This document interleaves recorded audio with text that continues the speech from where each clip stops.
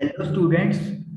अब हम लोग करने वाले हैं class 10 maths chapter number 10 that is circle और एक्सरसाइज 10.2।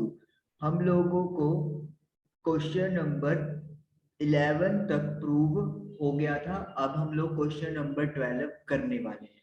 चलिए स्टार्ट करते हैं। क्वेश्चन नंबर 12 आपके सामने है। Triangle ABC is drawn to circumscribe a circle of radius 4 centimeter such that segments BD and DC into which BC is divided by point of contact D are of length 8 centimeter and 6 centimeter respectively. Triangle ABC है जिसको ऐसे draw किया गया है ताकि इसके अंदर एक सर्कल आ जाए, जैसे आप फिगर में देख सकते हो।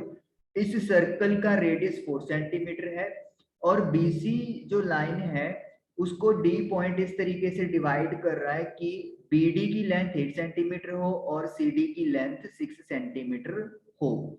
Find the sides A B and A C. A B और ए सी आप लोगों ने फाइंड आउट करने हैं। चलिए स्टार्ट करते हैं। पहले हम लोग फिगर को व्हाइट बोर्ड पे दोबारा रीड्रॉ करेंगे और फिर हम लोग अपना सॉल्यूशन स्टार्ट करते हैं। पहले मुझे एक ट्रायंगल बनानी है। पहले आप एक सर्कल, चलिए ट्रायंगल बना लेते हैं, यहाँ पे तो बन सकता है। ये मेरे पास एक ट्रायंगल आ गया। इस ट्रायंगल का नाम है ए बी सी। नाम लिख लेते हैं अपना ए बी। बी पॉइंट इधर है। यस, अगर आप लोगों ने नोटिस किया हो ए बी सी, ठीक है जी। और एक सर्कल बनाना है हमें इस के अंदर, ट्रायंगल के अंदर। चलिए सर्कल का कमांड सिलेक्ट कर लिया, सर्कल बना लेते हैं।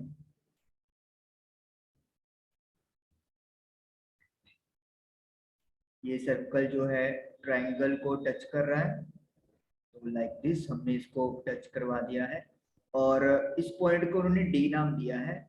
दिस इज सेंटर, ये सेंटर है और सेंटर को हम लोग ज्वाइन कर देते हैं डी पॉइंट से। सेंटर को उन्होंने ओ लेट किया है और ओडी की लेंथ 4 सेंटीमीटर है क्योंकि रेडियस हो गया है। बीडी आई थिंक 6 सेंटीमीटर दिया हुआ है, 8 6।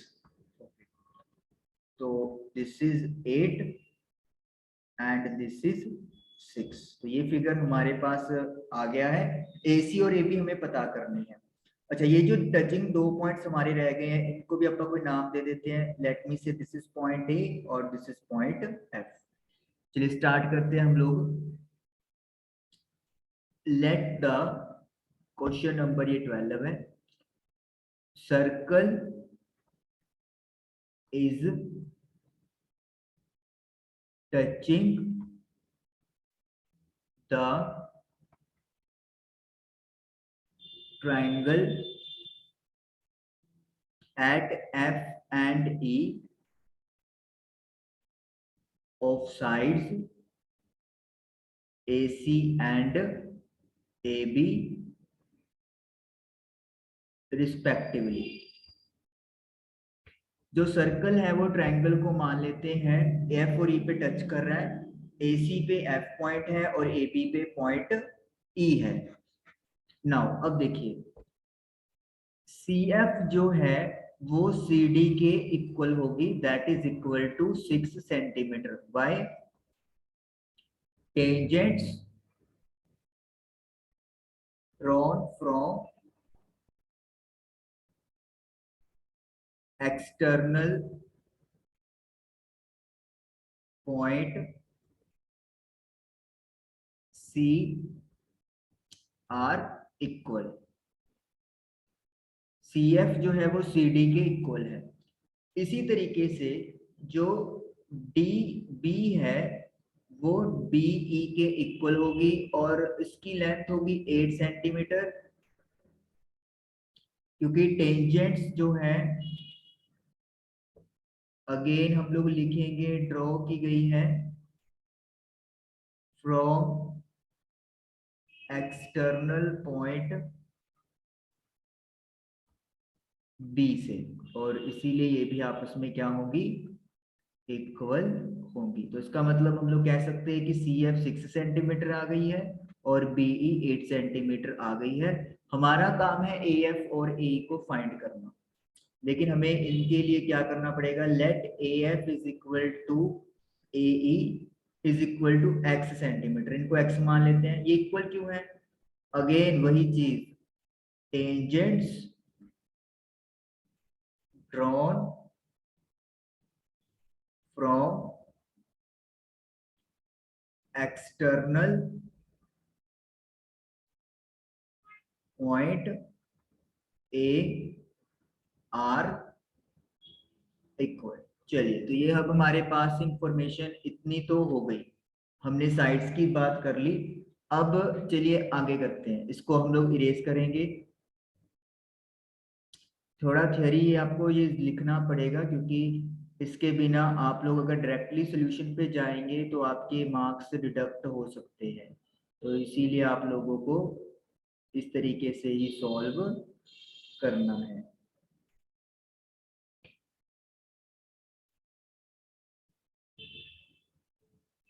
चलिए, ओके। अब जो ए बी है वो आपके पास क्या बन गई है, AE प्लस EB, और AE को आपने x सेलेक्ट किया है तो x प्लस 8 सेंटीमीटर। उसके बाद है AC, और AC कैसे बनाई आपने, AF में FC को ऐड करके, that is x plus 6 centimetre. उसके बाद है CB, वो आपने बनाई है CD में DB ऐड करके, that is equal to 6 plus 8 मतलब 14 सेंटीमीटर। क्लियर? अब हम लोग पहले यहाँ पे हीरोज का फॉर्मूला यूज करके क्या चीज करेंगे, यहाँ पर फाइंड आउट करने की कोशिश करेंगे एरिया। अब आप कहोगे कि एरिया तो फाइंड कर ही नहीं सकते क्योंकि हमें एक्स नहीं पता। आपकी बात बिल्कुल सही है, हम लोग in terms of x he area calculate करने वाले हैं। ओके, तो चलिए सबसे पहले हम लोग निकालेंगे सेमी पेरीमीटर ऑफ ट्राइंगल। तो semi perimeter of triangle ABC, और आपको पता है किसी ट्राइंगल का सेमी पेरीमीटर कैसे निकलता है, पेरीमीटर निकाल दो मतलब तीनों साइड्स का प्लस कर दो, AB BC और AC, और उसको डिवाइड बाय 2 कर दो। What is the value of AB, x plus 8। What is the value of BC, 14। And what is the value of AC, x plus 6 divided by 2। तो ये आपका बन गया 2x प्लस 28 डिवाइडेड बाय 2। 2 आप लोग क्या ले लोगे,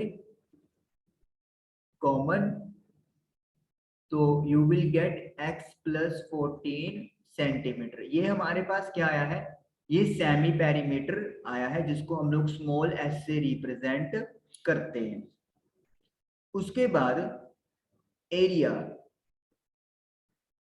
area of triangle by heron's formula. Heron's formula के थ्रू अगर आपने ट्राइंगल का एरिया निकालना हो तो कैसे निकालेंगे, आपको पता है, रूट लगाते हैं, फिर S माइनस ए क्या होता था, साइड। तो यहाँ पे सपोज कर लो मैंने ए बी उठा ली पहले, फिर S में से दूसरी साइड माइनस करते थे, और फिर S में से ही तीसरी साइड माइनस होती थी। तो ये था फॉर्मूला एरिया ऑफ ट्राइंगल का बाय यूजिंग हीरोज फॉर्मूला। अब हम लोग इसी फॉर्मूले में रिस्पेक्टिव वैल्यूज भर देंगे। पहले ए बी है दैट इज x प्लस 8, फिर AC है x प्लस 6, और BC है दैट इज 6 प्लस 8 14, जो हमने यहाँ पे कैलकुलेट ऑलरेडी की हुई है, और S की वैल्यू x प्लस 14 हमारे पास आई हुई है। चलिए यहाँ पे करते हैं अपन क्लियर स्क्रीन। पहले एरिया को A से रिप्रेजेंट कर देते हैं। S है हमारे पास x प्लस 14, उसके बाद है S माइनस ए बी। तो S माइनस ए बी की वैल्यू क्या है मेरे पास, x प्लस 8। तो दो टर्म्स हैं तो ब्रैकेट लगा दें, नहीं तो साइन का चक्कर आप लोग कर सकते हो। और ये बड़ी ब्रैकेट आ गई, तो एक ब्रैकेट और लगानी पड़ेगी हमें। उसके बाद है एस माइनस ए सी। एस की वैल्यू तो सेम ही एक्स प्लस 14, ए सी की वैल्यू है आपके पास एक्स प्लस 6, तो अगेन ब्रैकेट लगा दें। और लास्ट है एस माइनस बी सी, तो एस की वैल्यू एक्स प्लस 14 और बी सी है मेरे पास 14, तो ये मैंने कर दिया। अब साइन खोलेंगे और सॉल्व करेंगे आगे। x प्लस 14 का तो कोई इश्यू नहीं है, इसको तो आप एज इट इज रख दो। नेक्स्ट x प्लस 14, जब आप ब्रैकेट खोलेंगे तो साइन चेंज हो जाएंगे। सेकंड ब्रैकेट में भी यही होने वाला है, जब आप ब्रैकेट खोलोगे तो साइन चेंज हो जाएंगे। और 14 के साथ 14 कट गया तो अकेला क्या रह गया आपके पास, x रह गया। ब्रैकेट बड़ी क्लोज कर दो। तो x प्लस 14, x के साथ x कट गया, 14 में से 8 गया, 6 आ गया। x के साथ x कट गया, 14 में से 6 गया, 8 आ गया। और यहाँ पे अकेला x ही है, तो इसका मतलब क्या हो गया, 48, 6 इंटू 8 48 x, और साथ में x प्लस 14 की मल्टीप्लाई हो रही है, और ये आपका ब्रैकेट सॉरी रूट आ गया सेंटीमीटर स्क्वायर, क्योंकि एरिया का यूनिट स्क्वायर होता है और यूनिट यहाँ पे सेंटीमीटर यूज की जा रही है, तो सेंटीमीटर स्क्वायर लगा देंगे। तो यानी कि ट्रायंगल का एरिया हमारे पास x की टर्म में इस तरीके से कैलकुलेट हो गया। ये हमारा अपना पहला, एक तरह से आप कह सकते हैं, इक्वेशन 1 बना लिया। ओके, उसके बाद अभी भी हमारा x तो निकलना बाकी है, अभी भी x नहीं निकला है, सिंपली ट्रायंगल का अभी तो एरिया आया है, तो यानी कि हमें कुछ और भी यहाँ पे करना पड़ेगा। बिल्कुल, तो वो क्या करेंगे हम लोग, देखिए एबीसी जो ट्रायंगल है उसको यहाँ पर 3 हिस्से बना देंगे। कैसे, सेंटर ओ को सी से ज्वाइन करते हैं, डी से ज्वाइन करते हैं और ए से ज्वाइन करते हैं, तो ये ट्रायंगल बन गया AOC, AOB एंड COB। अब आपको पता है ट्रायंगल का एरिया क्या होता है, half into base into height, normal.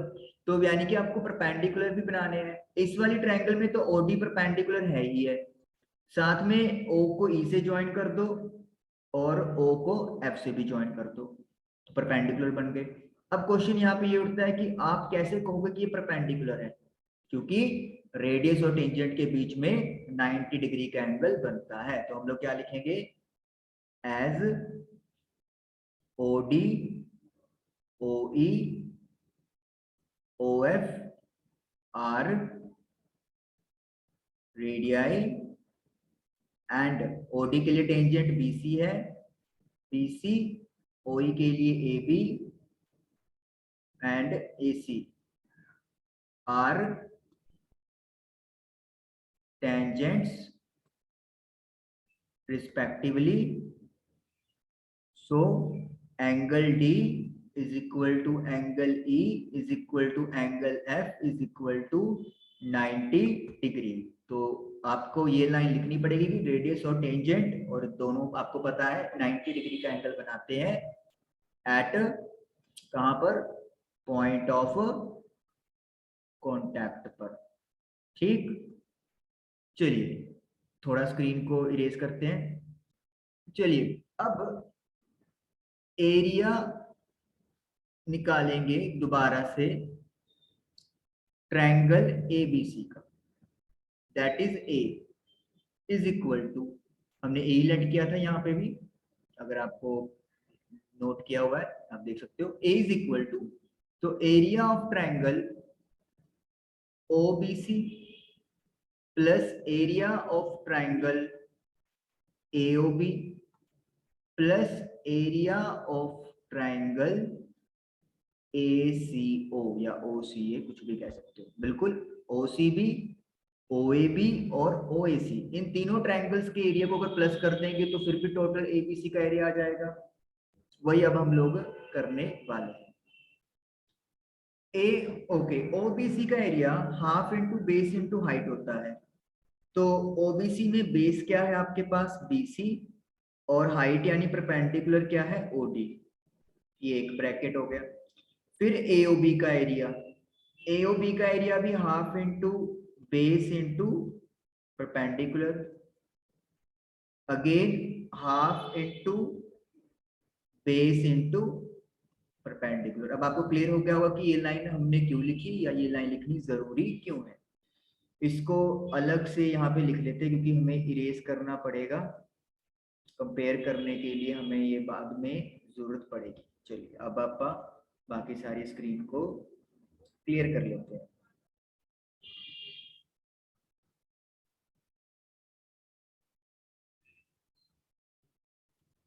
Okay जी, तो 1/2 इंटू BC की वैल्यू 14 है और OD की वैल्यू 4 है क्योंकि रेडियस 4 दिया हुआ है, प्लस 1/2 AB की वैल्यू x प्लस 8 है और OA की वैल्यू मल्टीप्लाई में 4 है परपेंडिकुलर रेडियस, और AC की वैल्यू x प्लस 6 है मल्टीप्लाई में OF दैट इज 4। तो ये हमने वैल्यूज पुट कर दी, कैंसिल हो जाएगा तो ये बन गया 28। ये भी कैंसिल हो जाएगा, 2 पे ब्रैकेट खोलोगे आप तो 2x प्लस 16 हो जाएगा। यहाँ पे 2 से 4 कट हो गया, 2 इंटू एक्स 2x और 6 के साथ मल्टीप्लाई करेंगे 12 और इसका सभी का सेंटीमीटर स्क्वायर। तो you will get 4x plus 56 centimetre square. 4 क्या ले लेंगे हम लोग, कॉमन ले सकते हैं, तो ये हमारे पास इक्वेशन बन गई 2। तो ये भी किसके इक्वल है, एरिया ऑफ ट्रायंगल एबीसी के। और इक्वेशन 1 में एरिया क्या आया था, ये वाला जो मैं अभी अंडरलाइन कर रहा हूँ विद ग्रीन मार्क। तो ये चीज, तो यानी कि ये भी एरिया है ये भी एरिया है, सेम ट्रायंगल का है, तो मतलब हम लोग इनको इक्वल कर सकते हैं, बिल्कुल करेंगे इक्वल इनको। तो हम लोग लिखेंगे from 1 and 2 48x plus 14 root is equal to 4x plus 14। अब रूट हटाना है तो दोनों तरफ क्या कर दो, स्क्वायर कर दो, स्क्वेयरिंग बोथ साइड्स। जब लेफ्ट साइड का स्क्वायर करोगे तो रूट तो खत्म हो जाएगा, 4 का स्क्वायर करोगे 16 हो जाएगा और x प्लस 14 का स्क्वायर हम लोग लाइक दिस लिख देंगे। अब जो 16 है राइट साइड पे मल्टीप्लाई में है, तो इधर आके वो क्या हो जाएगा, डिवाइड हो जाएगा। 16 इधर से खत्म हो गया, x प्लस 14 का होल स्क्वायर, ये आ गया आपका 3x, 16 को कट जाएगा, x प्लस 14 को आप उधर ले जाओ, इधर मल्टीप्लाई में है तो उधर जाके ये डिवाइड हो जाएगा। तो x प्लस 14 एक क्या हो जाएगी, पावर खत्म हो जाएगी, तो यानी कि 3x जो है वो x प्लस 14 के इक्वल आ गया। x इधर आके नेगेटिव तो 2x हो गया, तो x की वैल्यू आ गई है 7 सेंटीमीटर। तो x 7 आ गया, तो हमारा AC क्या था, x प्लस 6, तो x की वैल्यू क्या आई है आपके पास 7, तो 7 प्लस 6 कितना हो गया, 13 सेंटीमीटर हो गया। और इसी तरीके से ए बी फाइंड कर लेंगे। ए बी कैसे आता है आपके पास, ए बी आपके पास आएगा x प्लस 8 बन के, तो x की वैल्यू अगेन पुट कर दें, दैट इज 7 प्लस 8, तो ये बन गया 15 सेंटीमीटर। और इस तरीके से आपका आंसर जो साइड्स पता करनी थी वो हो गया, और क्वेश्चन नंबर 12 भी हमारा डन हो गया। चलिए क्लियर करते हैं और लास्ट क्वेश्चन एक्सरसाइज का करते हैं, दैट इज क्वेश्चन नंबर 30। चलिए क्या है देखिए, prove that opposite sides of a quadrilateral circumscribing a circle. एक क्वाड्रेटरल है और उसके अंदर एक सर्कल बना हुआ है और उसकी opposite sides subtend supplementary angles at the centre of the circle, और ऑपोजिट साइड सर्कल के सेंटर पे सप्लीमेंट्री एंगल पे झुक रही है, मतलब ऑपोजिट साइड्स के जो एंगल बनेंगे सेंटर पे उनका सम 180 प्रूव करना है। चलिए फिगर बनाता हूं मैं आपको, फिर आपको ज्यादा समझने में आसानी रहेगी। ओके, ये आपको क्वाड्रेटरल का वो दिखिए ना, मैं नॉर्मली फिगर ड्रा करता हूँ। क्वाड्रेटरल कुछ भी हो सकता है, 4 साइड होनी चाहिए, बट मैं यहाँ पे रेक्टेंगल स्क्वायर वगैरह नहीं बनाना चाहता, क्योंकि फिर इससे थोड़ा सा माइंड में पिक्चर गलत चली जाती है। ये क्वाड्रेटरल है, ये लो। अब इसके अंदर मैं एक सर्कल बनाऊंगा,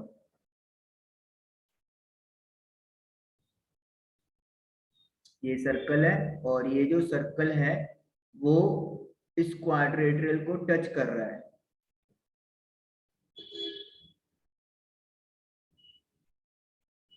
तो आप लोग देख सकते हो कि ये जो सर्कल है, ये इसने क्वाड्रेटर को 4 जगह से टच कर लिया है। क्वाड्रेटर आपका लिख लेते हैं नाम ABCD, और जहां पे टच हो रहा है वहां पे नाम दे दो PQRS। सेंटर बनाना है, एक सेंटर बना लेते हैं O। ऑपोजिट साइड्स कौन कौन सी हैं? AB और CD है एक तो ये हो गया AB, और सेंटर को पॉइंट O लेट कर लो, और एक हो गया CD। अब देखो ये डायगोनल नहीं है, अगर आप सोचो कि डायगोनल हो रहा है DB, डायगोनल नहीं है ये, ठीक है ना? तो मतलब लग रहा है बट ये ऐसा नहीं है। सिंपली आप ये बोलोगे कि O एक लाइन सेगमेंट है, OC भी लाइन सेगमेंट है, और ये स्ट्रेट आप लोगों को दिख रहा है, बट ये स्ट्रेट हो ऐसा नहीं है। जैसे ऐसे हो सकता है लाइन, जैसे मैंने लाइन खींच दी और एक लाइन ऐसे होगी AOB, ठीक है ना? तो स्ट्रेट हो भी सकता है, स्ट्रेट ना भी हो, ये कोई जरूरी नहीं है। तो इसीलिए ये चीज आप लोगों ने दिमाग में रखनी है। चलिए, अब हमें प्रूव क्या करना है कि एंगल AOB, मैं इधर लिखता हूं एंगल AOB, और इसके ऑपोजिट कौन सा हो गया? Angle COD। ये सप्लीमेंट्री प्रूव करना है 180 डिग्री। थोड़ी सी स्पेस छोड़ूंगा, क्यों छोड़ रहा हूँ वो भी आपको बताऊंगा। और एक BOC प्लस AOD, इनको भी क्या प्रूव करना है? 180 डिग्री प्रूव करना है। या स्पेस छोड़ने की जरूरत ही नहीं है, आप सीधा लिखो, ठीक है, चलेगा। अब सबसे पहले हमें क्या करना है? कंस्ट्रक्शन करेंगे। कंस्ट्रक्शन क्या करना है हमें? सेंटर को ज्वाइन कर दो जहां जहां पे टच हो रहा है, PQR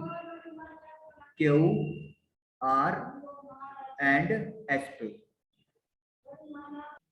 तो ये कंस्ट्रक्शन हमारी हो गई है कि OP, OK, OR और S को ज्वाइन करना है। अब हम लोग ये कंस्ट्रक्शन को अपने फिगर में भी ड्रॉ कर लेते हैं।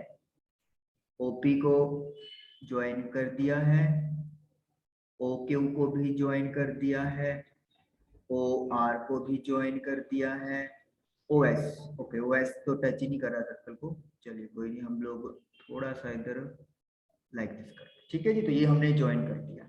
उसके बाद यहाँ पे एंगल्स की नेमिंग करेंगे हम लोग।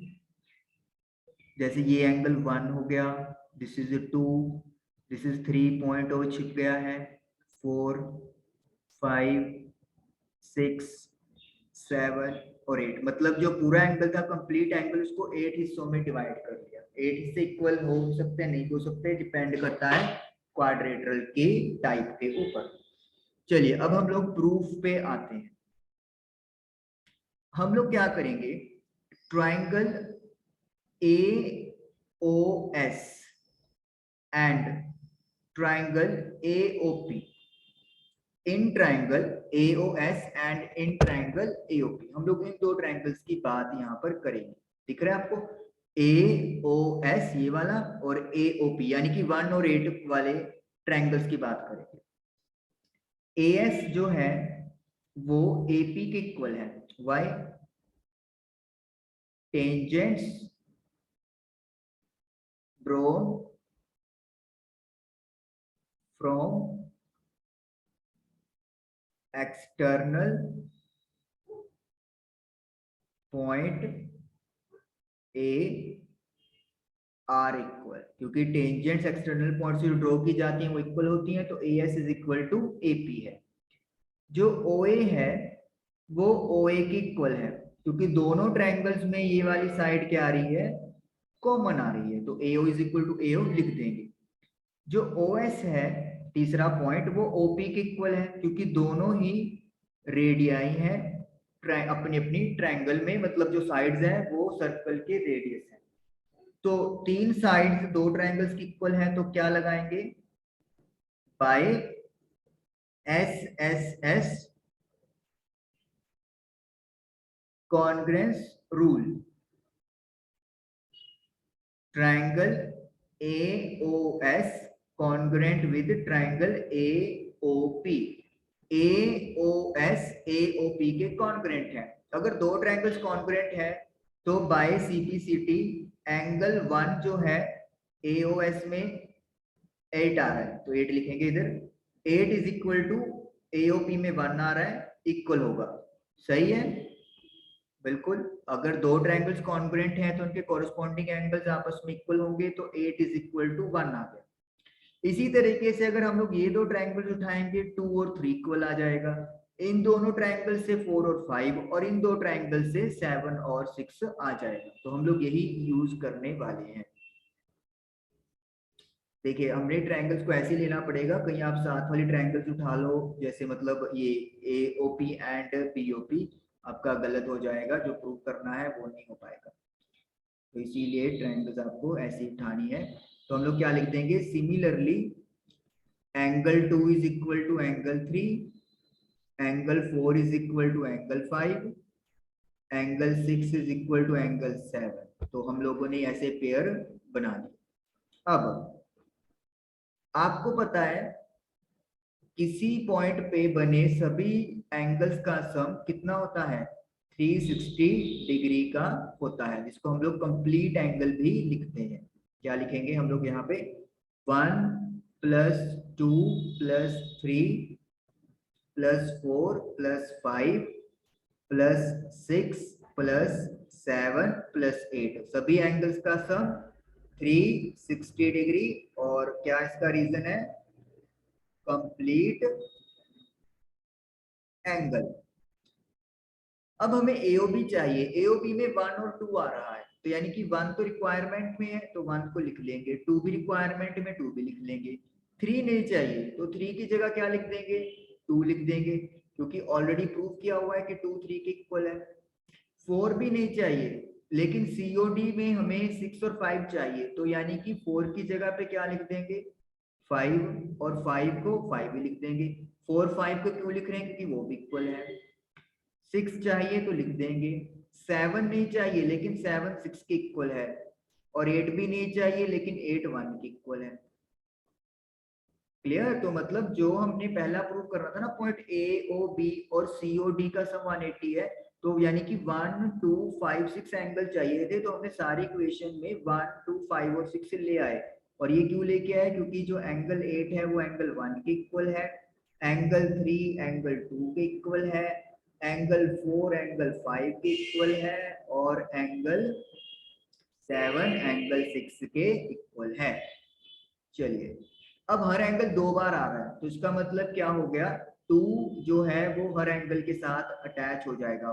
1 एंगल 2 बार आ रहा है तो 2 1 हो गया, 2 एंगल भी 2 बार आ रहा है 2 2 हो गया, 2 5 एंगल 2 बार आ रहा है तो 2 5 हो गया, और 6 आ रहा है तो 2 6 हो गया, इज इक्वल टू 360।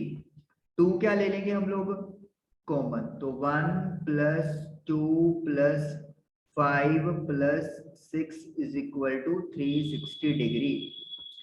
अब 2 को जब आप डिवाइड में लेके जाओगे तो it will become 1 plus 2 plus 5 plus 6 is equal to 360 degree. सही है, गलत है, जब 2 को डिवाइड में लेके जाएंगे तो 360 डिवाइड बाय 2 180 होता है। तो यहाँ पे हमें क्या लिखना है, 180। 1 प्लस 2 क्या बनेगा, एंगल AOB, और 5 और 6 क्या बन जाएगा, एंगल COD। और ये हमारा पहला पार्ट प्रूव वाला कंप्लीट या प्रूव हो गया। अब आपको क्या प्रूव करना है, COB और AOD, इनको 180। आप कुछ कहेंगे कि अब एंगल उल्टे ले लेते हैं, 4 3 7 8, आप अपनी जगह बिल्कुल सही हो, लेकिन मैं उससे भी आपको इजी वे बताता हूँ, क्योंकि जब आप एक पार्ट बहुत अच्छे से कर लिया है आपने एग्जाम में, तो दूसरा पार्ट में आप लोग ऐसा तरीका यूज करो जिसमें आपका आंसर भी प्रॉपर आ जाए और आपके मार्क्स भी पूरे ना कटे और आपका टाइम भी सेव हो जाए। देखिए हम लोग क्या लिखेंगे, AOB plus BOC plus COD plus AOD, इन सभी का सम किसके इक्वल है? 360 डिग्री के इक्वल है। And why? Due to complete angle. AOB और COD को इकट्ठा कर ले, कर सकते हैं, प्लस है, शफल हो सकता है, कोई दिक्कत नहीं है। BOC और AOD अलग कर लेने हैं हम लोगों ने, क्योंकि यही हमने पेयर प्रूव करना है 180 का। पहला पेयर तो इक्वल हो गया। AOB और COD को मैं 180 लिख सकता हूँ, लिख सकते हैं, क्योंकि अभी हम लोगों ने प्रूव किया है, तो हम लोग क्या लिखेंगे? फ्रॉम 1 लिख दो। 1 में यही है कि AOB और COD 180 है।